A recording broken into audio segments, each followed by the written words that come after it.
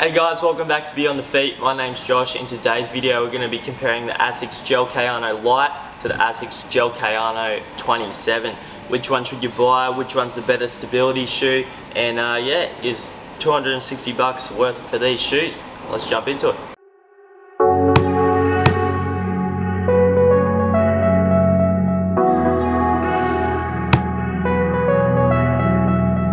To start with, the Kayano series has been around for 27 years now. It's that go-to stability shoe for a lot of runners, or just a go-to running shoe for a lot of people in general.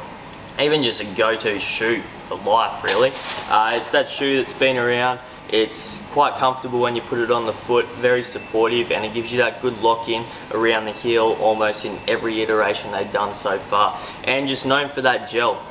So you've got a lot of gel under your heel and then also your forefoot area in most iterations. It's progressed a fair bit over the years. Overall, the shoes are made for someone who does pronate. So if you need that support up on the medial side and your foot goes to roll in, you have that lower arch or kind of medium arch and quite a flexible foot, these shoes will provide you with that stability you need. Your new iteration of your Kayano, so your Kayano Lite, I'd say it's kind of separate to this guy, but I do think it's a much better shoe overall. Pretty much what they've done is they've taken out your trussic up underneath, so it makes for a much lighter shoe overall.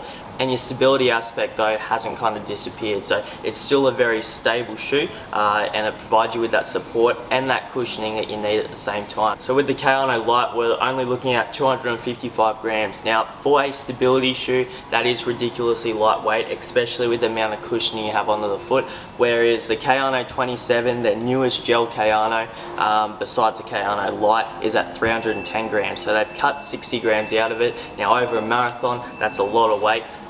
Even with your 5-10k runs, this shoe does feel a ton lighter, and in my personal opinion, a lot softer as well. So what they've done, as I said just before, they've cut out that trussic, so you don't have that heavy, heavy plastic piece up under the foot.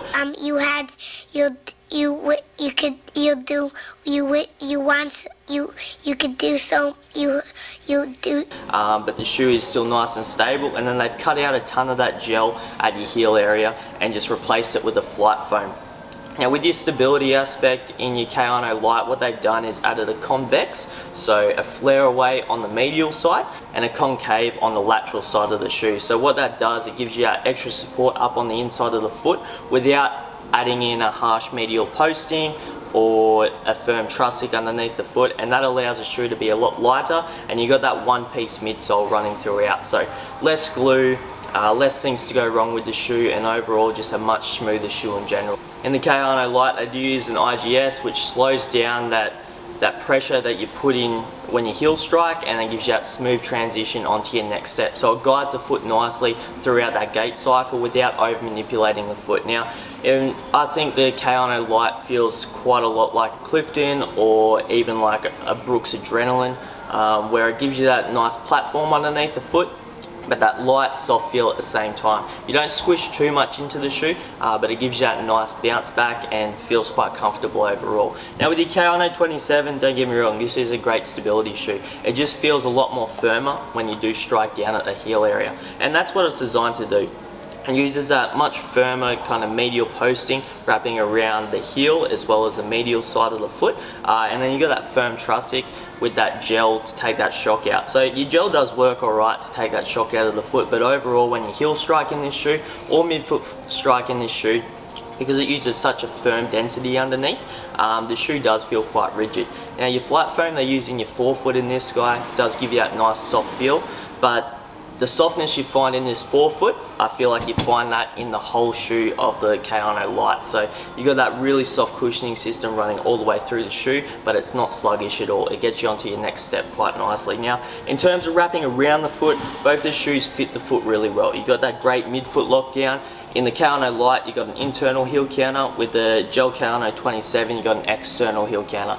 I don't think they feel too different overall. I think they still give you that nice grip around the back, and you got plenty of cushion around that collar. So I think if I blindfolded you and put just one on each foot, you wouldn't really overtell the difference, except for how light this shoe is. They both wrap around that midfoot nicely, and your forefoot, you can wiggle your toes quite well. I would say the Kayano Lite feels like it's splayed out a little bit more of a wider toe box, which I do enjoy. I think the Kayano series in the past has been a little bit too tapered, and for a lot of runners they've had to go for that wide width even though they don't necessarily have a wider foot. Where your Kayano Lite, I think it fits more so how a shoe should fit. I would say they probably run about half size smaller than the Gel-Kayano 27, but I think it's more so just true to size in terms of your length, your fit and feel overall in the shoe.